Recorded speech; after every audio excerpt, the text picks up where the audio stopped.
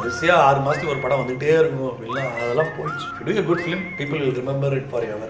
நிபுணன் அப்படின்னா என்ன? எக்ஸ்பர்ட். இப்போ கல்யாண சமையல் அந்த மாதிரி ஒரு படமா இருக்கட்டும், அச்சும் டச்சும் மாதிரி ஒரு படமா இருக்கட்டும், கரணம் தப்பினால் மரணம் தான் சார். ஒரே ஒரு பொண்ணு தான், அந்த பொண்ணோடையும் உங்களால எதுவும் பண்ண முடியாதுன்னு எந்த ஹீரோ ஒத்துப்பாங்க சொல்லுங்க. பக்கா ஹீரோ படம் பண்றதுக்கான எல்லா தகுதியும் இருக்கிற ஒரு ஆக்டர் தான் பிரசன்ட். நிறைய பேர் சொல்ல தயங்குறாங்க. We had a very tough time with Tamil sensor. என்னென்ன ஒரு டிஸ்கஷனுக்கே அவங்க ரெடியா இல்லை. ஏன் சொல்லி கொடுத்ததுக்கு அப்புறம் எதுக்கு நான் அதெல்லாம் மீட் பண்ணணும்? அடல்ட்ஸுக்கு எல்லாருக்குமே இந்த வார்த்தைகள்லாம் தெரியுங்க. நீங்க யூஏ கொடுங்க, கெட்ட வார்த்தை சொல்லுங்க, அதை ஏன் எடுக்க சொல்றீங்க? இந்த ஓரமா இந்த லெஃப்ட் சைடில் ஒன்று போடுறீங்களே, அதனால என்னைக்கு அந்த சேல்ஸ் உங்களுக்கு கம்மியா இருக்கா? ராகுல் டிராவிட் ஏதோ ஒன்று பேசுறாரு, இங்க ஏதோ ஒன்று வருது, சுவரை எழுப்புங்கள் அப்படிங்கிறாரு, என்ன காமெடி. அதை வச்சு இங்க ஒரு அஸ்வினை வச்சு தான் ஷூட் பண்ணி போடுங்களேன். Atrocity happening, no one is willing to question. சென்சார்ங்கிறது it has become a joke. கல்யாண சமையல் சாதம் ஸ்கிரிப்ட் எழுதுனீங்க. ஸோ அதுக்கப்புறம் நீங்கள் எழுதின ஸ்கிரிப்ட் வந்து நிபுணம் தான். கல்யாண சமையல் சாதத்தில் தயாரிப்பு, சிறப்பு வசனம், இது ரெண்டு தான் என்னுடைய வேலை. ஸோ தமிழில் வந்து அப்போ அதுக்கப்புறம் இருந்தது இமீடியட்டாக இருந்து நிபுணன் மட்டும் தான், இல்லை வேறு ஏதாவது? இல்லை, நிபுணன் தான். என்னென்னா, நான் 2009 அச்சமன் ரிலீஸ் ஆச்சு. அப்போ வந்து நான் வந்து எனக்கு பசங்க 2 பேர் யூஎஸில் இருக்காங்க, 2வது குழந்தை அப்போ தான் பிறந்திருந்தான். I never spend time with him. So ஒரு 2 years I thought I will do a film there யூஎஸில் அப்படி தான் நினச்சிட்டு இருந்தேன். அப்புறம் 2012 வாக்கில் தான் அங்கே ஒரு ப்ராஜெக்ட் டேக் ஆஃப் ஆகிற மாதிரி இருந்து நடக்கலை. Then I came, want to direct a film. It's a political script, very serious film. எல்லோரும் ரொம்ப பிடிச்சிருந்தது. ஒரு நடிகர் ஓகேலாம் சொல்லி, ப்ரொடக்ஷன் ஹவுஸ் ஓகேலாம் சொல்லி, அப்படி சேர்ந்து வரும், டப் அண்ட் ட்ராப் ஆகும் அந்த படம். சரி, அந்த டைத்தில் தான் கல்யாண சமையல் சாதம் தயாரிக்கிறதுக்கான வாய்ப்புகள் வந்தது. அது நடந்து முடிகிறதுக்குள்ளாரையே 2013 ஆயிடுச்சு. அதுக்குள்ளேயே நான் பெருச்சாழி கமிட் ஆகிட்டேன். Peruchazhi is Mohanlal sir's film. அது ஒரு 2014 ஃபுல்லாக போயிடுச்சு. 2015 we signed Arjun sir. But நாங்கள் we do pre production itself 6 months, 2 லாங்குவேஜில். ஸோ அதனால ஒரு கேப் இருக்கிற மாதிரி ஒரு ஃபிலிம். பட் இதுக்கப்புறமா கண்டிப்பாக கேப் இருக்காது, இவ்வளோ கேப் இருக்காது ஒரு படங்களுக்கு.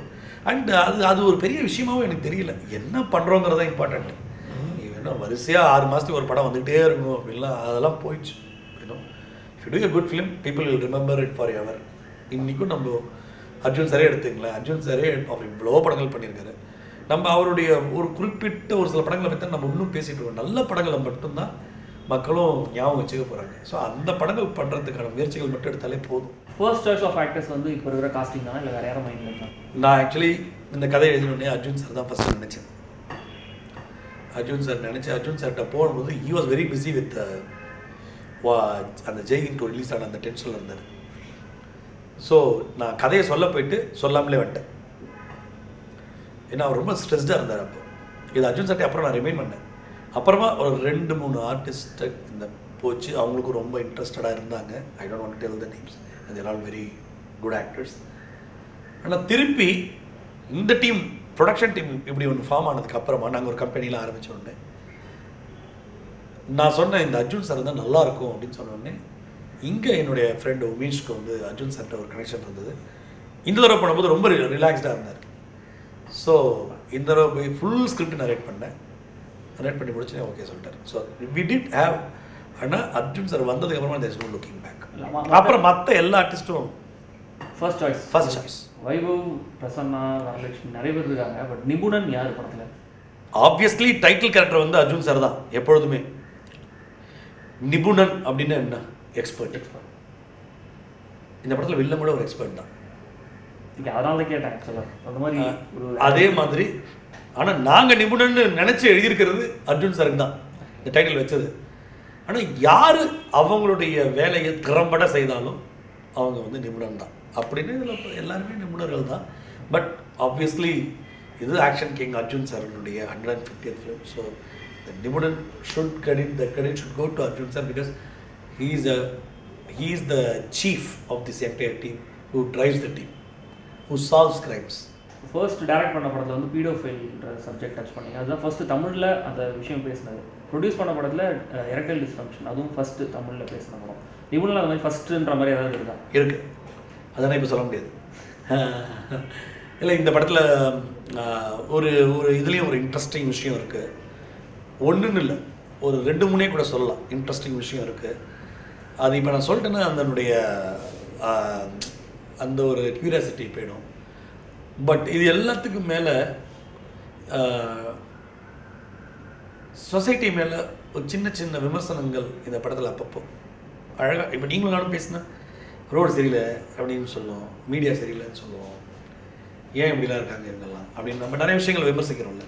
அந்த மாதிரி விமர்சனங்கள்லாம் ரொம்ப நேச்சுரலாக இந்த படத்தில் இருக்கும். அது கண்டிப்பாக ரசிக்கும்படியாக இருக்கும். ப்ரீச்சியாக இல்லாமல் ஆமாம், எதுவுமே ஆன் த நோஸாக இருக்காது. நம்ம இப்போ நீங்களும் நானும் பேசினா என்ன விஷயங்கள்லாம் பேசுவோமோ அது அவங்கெல்லாம் பேசுவாங்க.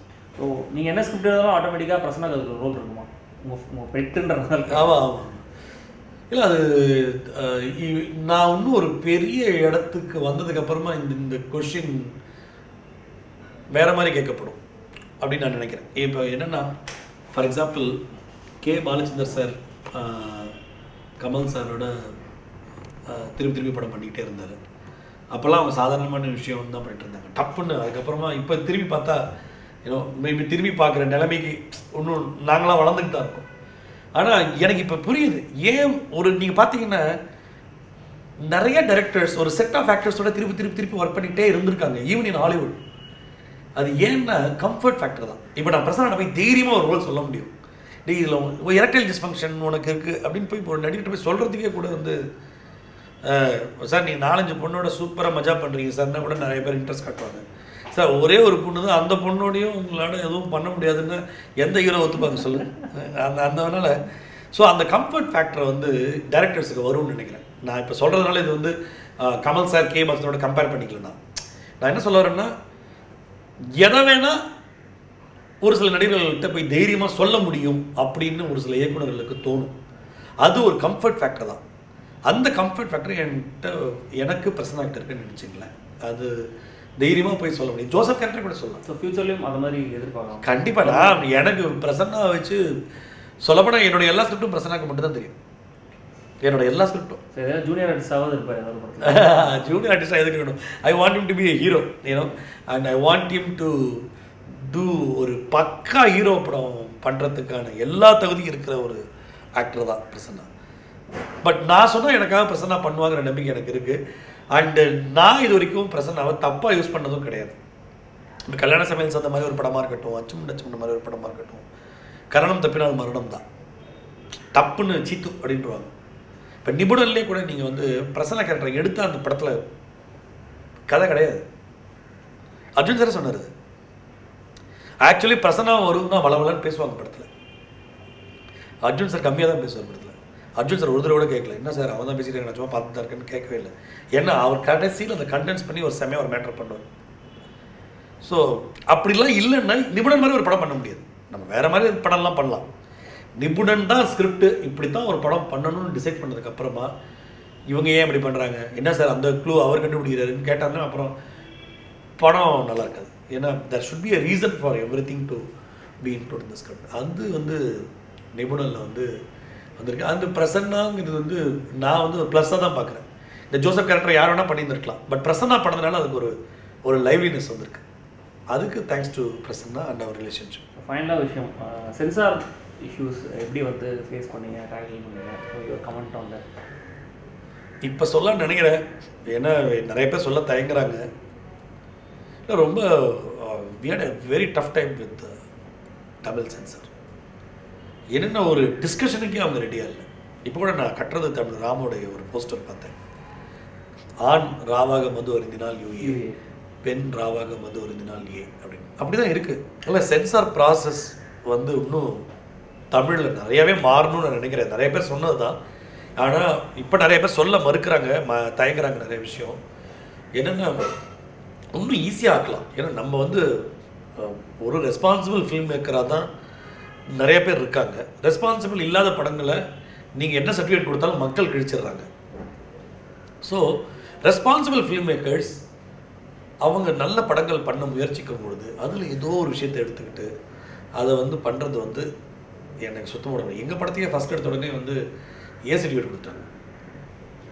ஏ சர்டிஃபிகேட் கொடுத்துட்டு அப்புறம் இந்த வார்த்தையை மியூட் பண்ணணும், அந்த வார்த்தையை மியூட் பண்ணணும் அப்படின்னு சொன்னாங்க. நான் சொன்னேன், ஏ சர்டிஃபிகேட் கொடுத்ததுக்கப்புறம் எதுக்கு நான் அதெல்லாம் மியூட் பண்ணணும்? அடல்ட்ஸுக்கு எல்லாருக்குமே இந்த வார்த்தைகள்லாம் தெரியுமே அப்படின்னு சொல்லிட்டு சண்டையெல்லாம் போட்டால் அப்புறம் பேசுகிறதுக்கு கூட அதுக்கப்புறம் விடலை. அங்கே 2-3 லேடி சென்சார் ஆஃபீஸ் நான் அவங்கள்ட்ட கேட்குறேன், என்ன மேடம் நீங்கள் படம் பார்த்தீங்களா, இதில் ஏதாவது அப்ஜெக்ஷன்லாம் உங்களுக்கு இருந்தது அப்படின்னா அவங்க எதுவுமே பேச மாட்டேங்கிறாங்க. ஏன்னா அங்கே ஆர்வம் மட்டும்தான் பேசணுமா.